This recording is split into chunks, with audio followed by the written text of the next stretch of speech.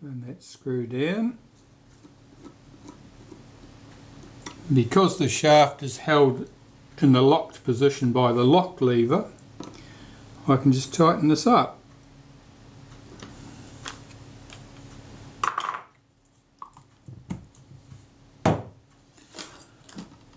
And that's the Film Advance shaft done. So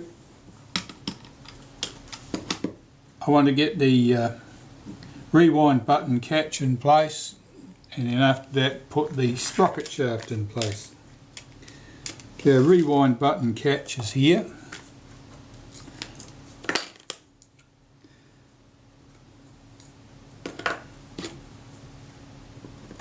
That curved end is activated by pins on the underside of this thing. I'll give this a wipe with molybdenum paste through the centre. Since I've got it in my hand, slide that into position under here.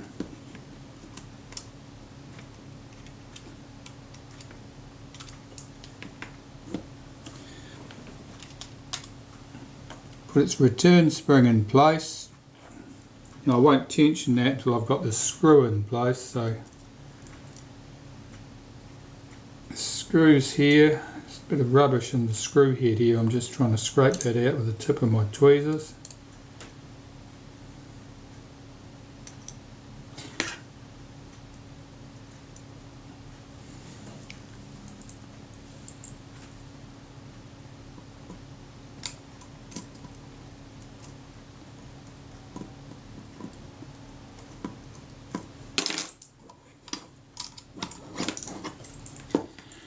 Run that screw down, make sure that it goes through the arm, that the arm's not trapped. Now I'm looking at that release lever there, that lock lever, and I can see the tip's bent.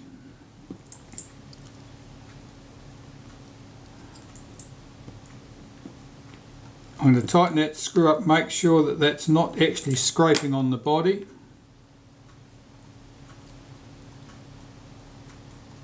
No, I think it's alright. I think that's mostly in my imagination.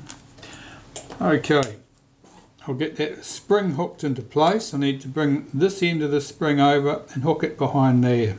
So, see if we can do that.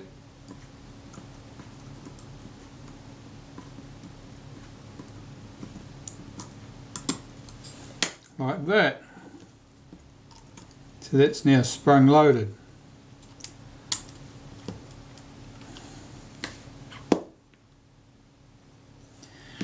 Okay, so sprocket shaft next, and sprocket 2 of course. Let's open the back of the camera.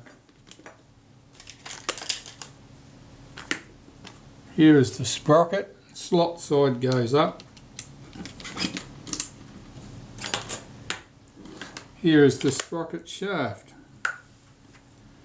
You want some grease towards the top of that where it runs through the casting. This is the top here. Through the bottom. Normally I'll put a little touch on the teeth of that pinion. Slide this in from the top, it should pass right through. I'm holding that with my finger from underneath. I can line it up, pull that lever back, that drops into place. If I revolve the take-up spool, it pulls all the way up into place as it engages with the gear. Now we need to get the screw in here that drives the sprocket from the sprocket shaft.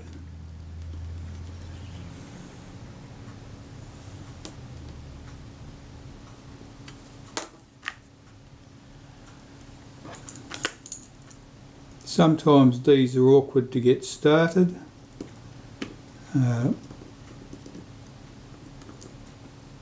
Sometimes the hole has got a better lead on one side than the other, and if you revolve the shaft 180 degrees and put the screw in from the other side, it'll go easier. That one's gone in without too much of a fight. The rewind button. You've got a washer, a button and a spring. Now I've cleaned any corrosion off these, but the nickel plating has suffered, so I want to make sure I'm reasonably generous with the grease here so that it's protected from further corrosion, because the spring hasn't, but the other part's been through the ultrasonic cleaner. That should be fine. Now, holding the sprocket shaft with my finger from the top so it doesn't press in, I can screw that button into the base of the sprocket shaft. Check that this button passes through the washer, that it's not trapped, that the washer's not caught on the shoulder of the screw. That's fine. And using my special pliers, I'll just tighten that up. Don't overdo it because you'll break the screw. You can tell when it's tight enough because your thumb hurts while you're trying to hold the sprocket shaft. Okay, that's all in place. The button pops back up. That part of the film advance is done. I can tension the film advance here and put the base cover on, put the film advance lever temporarily in place because I want to come back and put the leatherette on, and then we'll be in business. So, how do we go about this? Well, first I'll swing the lock lever across, hold the release lever back, rotate this one full turn clockwise, drop the release lever and the lock lever back in position. My film advance is now tensioned. And put the cover on the top. And there are 3 small screws that hold the cover. At this stage I've got to be careful not to drop this on the bench, because if I press the release lever, the film advance will unwind and I'll have to go back and do this job again. These screw heads are very unhappy looking.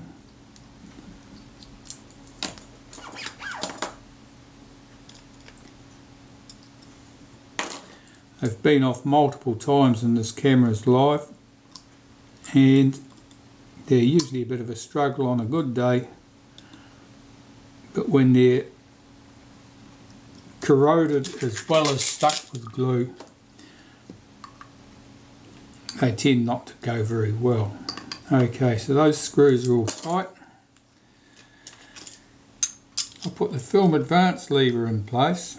I've still got this camera hovering in space. I don't want to press that film release lever on the in, or things will unwind. As soon as I've got these screws in, everything will be stable.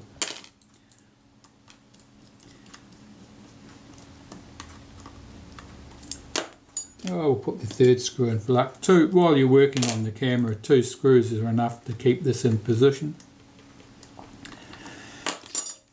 So, we've got a camera here, film advance lever in place. I can check the action, press the release shaft here, the one with the screw head, hold down the lock lever, swing the film advance, and rinse and repeat. That moves nice and smoothly. That's all as it should be. Cocking rack, that's the next thing to go in here.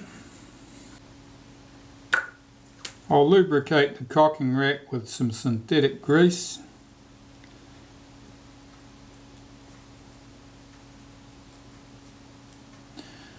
The cocking rack, the teeth were slightly distorted, but I feel it'll work well regardless, so I'm not going to replace it. That would be a bit rash. Cocking racks are very thin on the ground.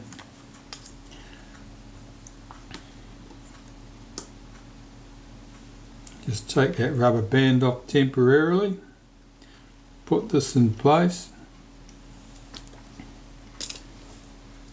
We have this post for it's the guide for the film release button. Run that in.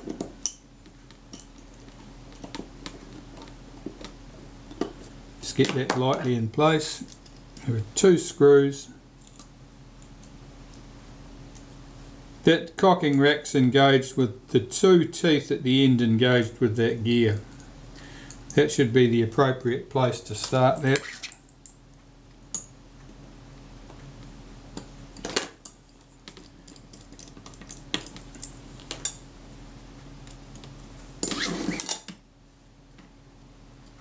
Two screws here. That one's hard to get to because it's almost under that shutter release shaft. It all looks good. I'll just tighten those 3 fasteners up.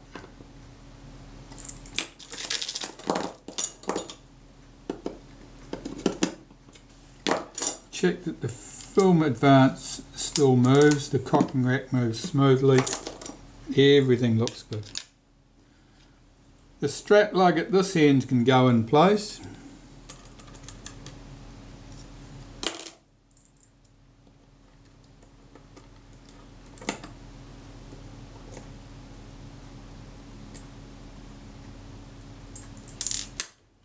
Screwdrivers are only magnetic when you don't want them to be.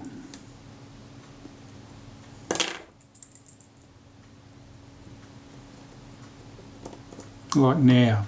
It'll pull the screw out of the hole while I'm trying to manoeuvre it, quick as a wink. If I want to hang the screw on the end of the screwdriver, it just falls off.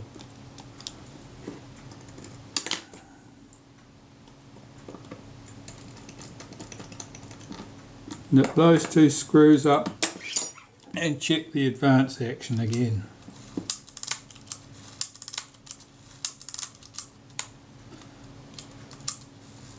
That seems good. Now I'm just going to hold that out almost all the way cocked, and I'm just checking the clearance here, the backlash in the gear at this point, to make sure it's not excessive, and that's fine.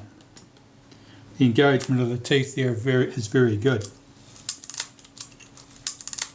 Okay, so that's the film advance done. Let's put that rubber band back on there so I don't have any accidents.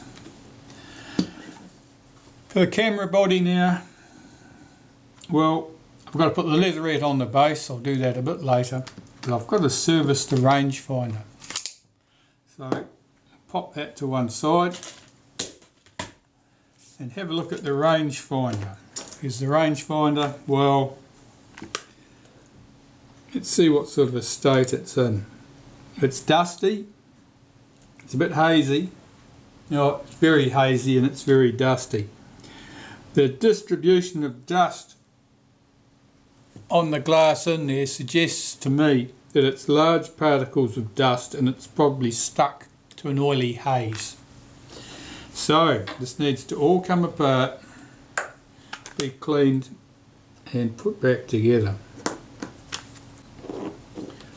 Before I disturb that screw, I'm going to mark this body so I know where that arm came to. Scratch around there so it goes back in the same place. You could do that with a pencil, but you'd end up losing your pencil mark and not knowing where you'd been. Loosen that screw. That's a pin spanner, adjustable, works very well. That one was made by Mr. Beljan of Beljan Tools. Right, so I'll remove that pin. The same person who made the wonderful retaining ring spanners, but he doesn't do it anymore. Okay, so we'll take the screw off the top there. Got our wavy washer. The arm should slide out. Now I normally mark the position of that brass bush on the arm so it goes back in the same relative position when I've cleaned things. Now this sliding bush came out of the body of the rangefinder.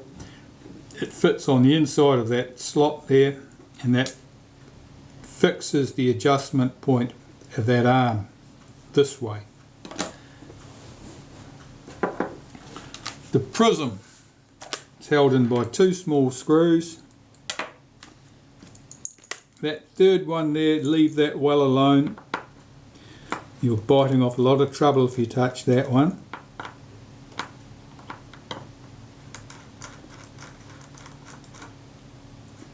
These two screws hold the prism in place and also adjust it for your vertical alignment. This screw head's a bit of corrosion on there, it's not causing any problems. Take the prism out, put that to one side. Unlike the prism on the Retina IIc, it doesn't have black paint over that surface. Relies on total internal reflection. At the back, single screw holds this mask in place, and the mask in turn holds the rear glass. That's usually the dirtiest piece of glass in the finder, and easy to clean because it's just glass. At the front, this is where it's much more complicated. We need to get these pieces out. Take that out. The middle piece here, we've got a spring, a rectangle of silver there on the glass. Now it's present, but it's pretty tarnished. It's not as good as it used to be. It's as good as it's ever going to be, however, because I'm not replacing it.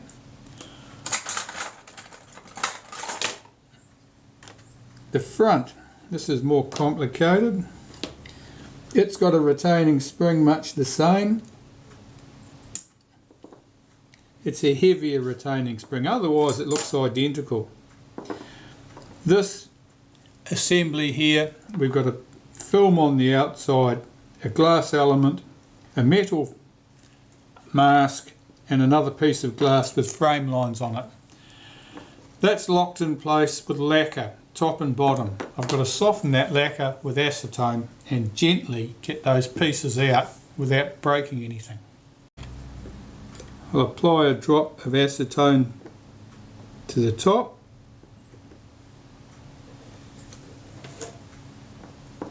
and one to the bottom.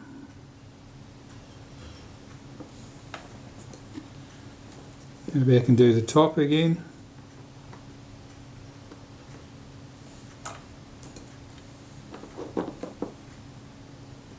And the bottom.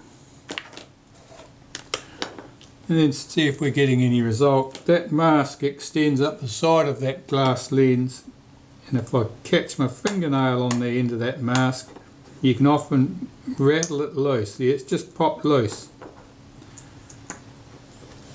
That means that the mask is popped loose and the glass behind the mask is popped loose. So I just push that gently through. I can pull out the glass with the frame lines on it. The metal mask, I can slide that out.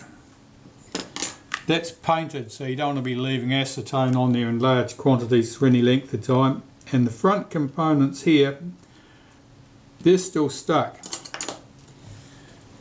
Now that's a fairly lumpy piece of glass. It's not easy to break, but you certainly can, so I'm not going to force that. I'm just going to apply a bit more acetone in here.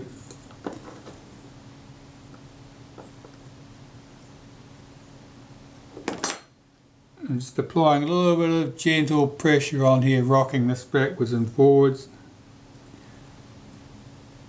Yeah, it's not in a hurry to come loose.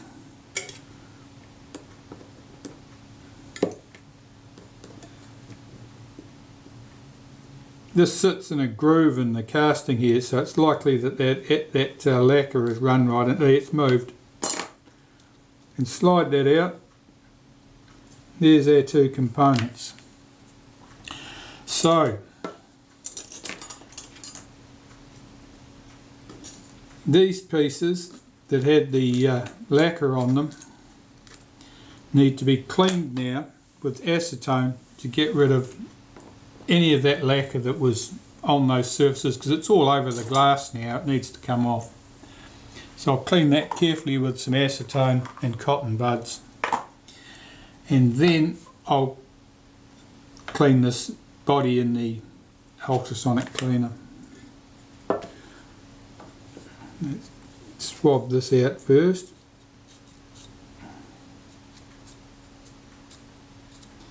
Yeah, I can see a bit of lacquer in those grooves. That'll do.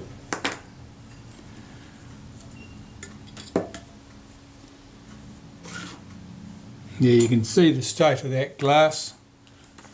That's all lacquer that's run onto there from me swabbing stuff with the acetone. So I've got to get this clean, all 6 sides, get it free from that lacquer, because that'll otherwise just stay as a smeary mess. It won't go away with glass cleaner.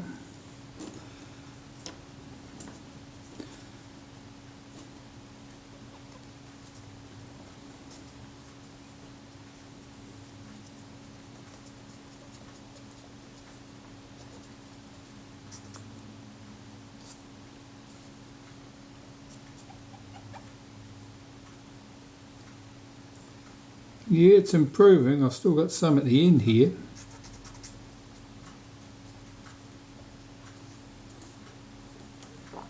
This is very stubborn stuff.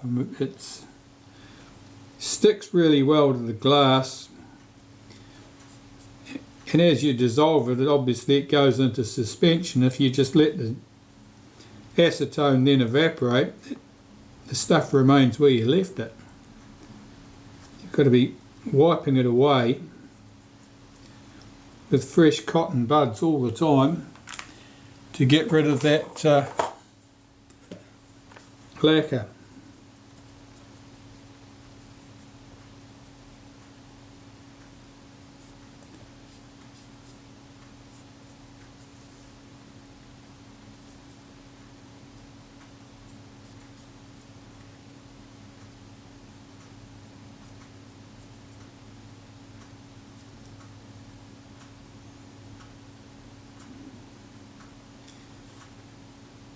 Yeah, it's most of it. Alright, well, I'll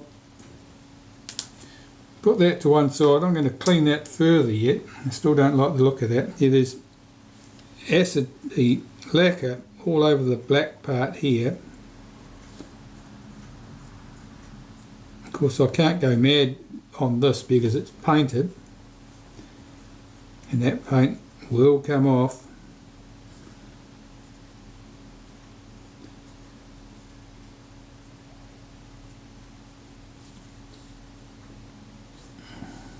Yeah, that part's okay. In the front, this glass here, this is the front glass with frame lines on it. It's the smaller of the rectangles.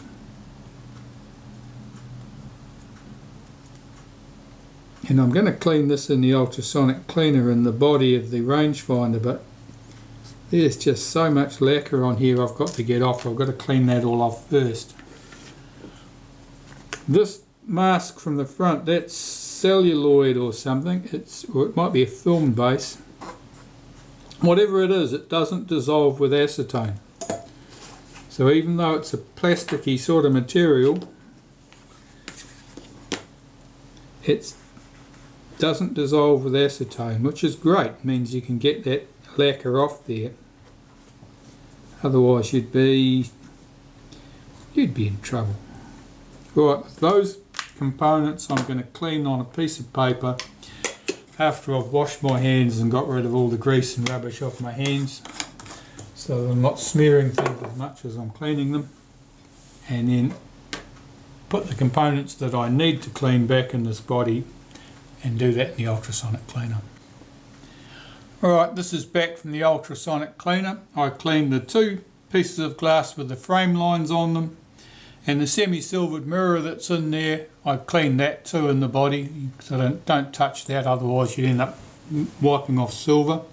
So those components were cleaned. I also cleaned the front glass lens from here and the metal mask. But I can start reassembling this now really.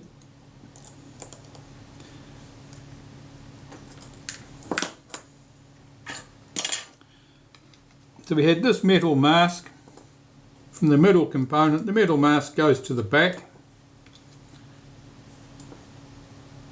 The silvered lines should be on this middle component. The silvered line should be facing forward.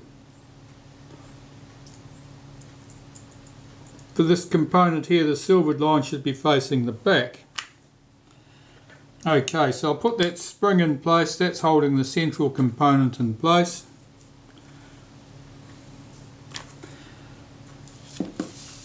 Drag this in.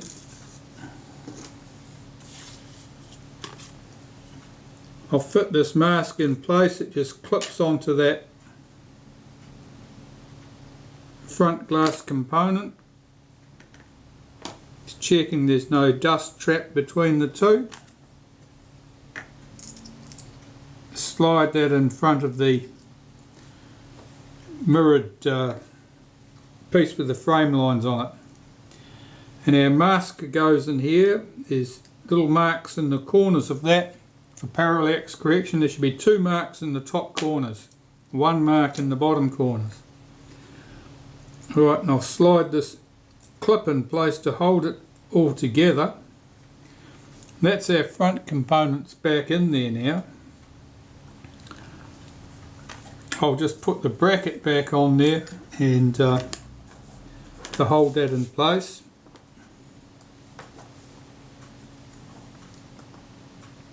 And when I'm done with my adjustments, I'll have to lock this with lacquer again as it was previously. Otherwise, any movement in those components will certainly change the alignment of your images, the horizontal alignment. So it's absolutely essential that that lacquer is present. Otherwise you'll waste an awful lot of time adjusting your rangefinder, getting it perfect, and next time you pick the camera up it'll be wrong. Okay, so that piece is in place. The eyepiece glass, or the rear glass here, now that was pretty grimy. Let's have a look at that. I'll clean that with some glass cleaner.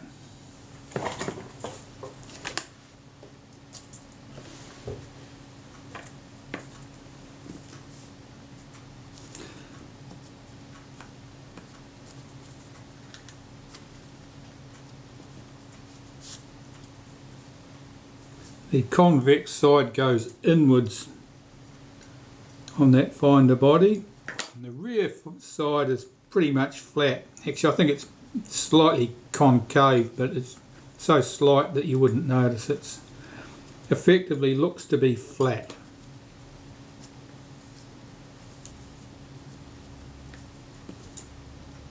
That convex surface, I'm just making sure that's smear and dust free. And I can drop that in. There's a speck of dust there, I'll just shift that. That looks fine. I'll put its retaining mask in place.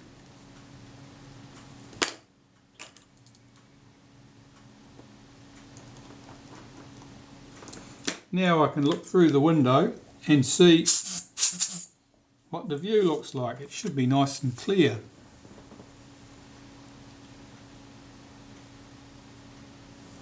Yes, that's good. No haze, no smears. That looks just nice. So that part's done. The prism needs to be cleaned. We've got 3 faces to clean on the prism. The 2 you can see here, and the 1 that's visible down inside the tube. So that's got to be done with cotton buds and glass cleaner, and it's a bit tedious getting the inside surface clean, as you can well imagine, but it can be done. It's a real nuisance if there's any degree of oily haze on there, because it's very difficult to get that haze cleaned off without it automatically smearing back on from the around the edges. There's a little mask in there, and you'll find that stuff will be trapped around the edges. That doesn't particularly look to be the case here. I'm just casting this to the light so I can see what I can see. I can see that there's still moisture on that inside surface.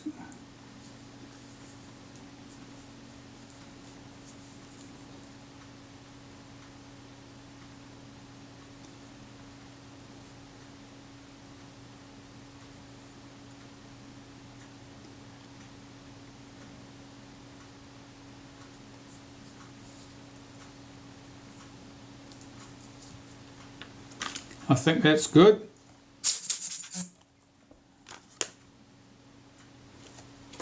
That's great. Right, so that can go back on the rangefinder body.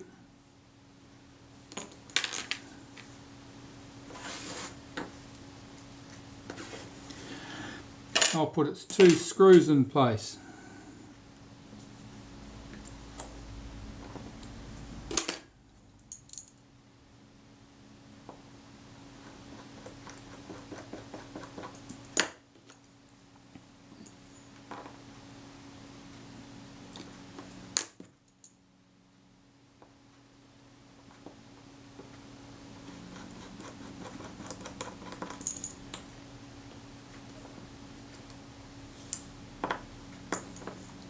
I'll start with this front surface pretty much parallel with the front surface of the rangefinder.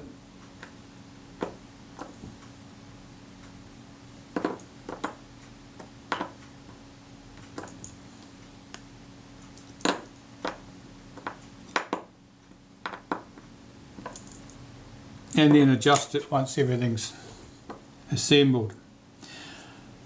Right, that's the body sorted out. This piece, I want to clean away any old oil and grease from here with a bit of naphtha.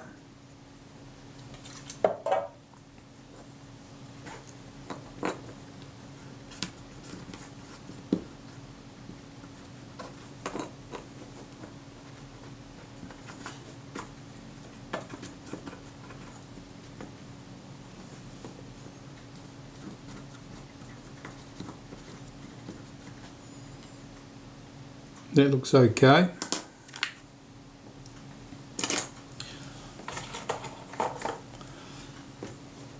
That little glass lens there needs to be cleaned. The outside surface is easy. The other one, you've got to poke your cotton bud up inside the tube to get to it. So I'm just using glass cleaner again.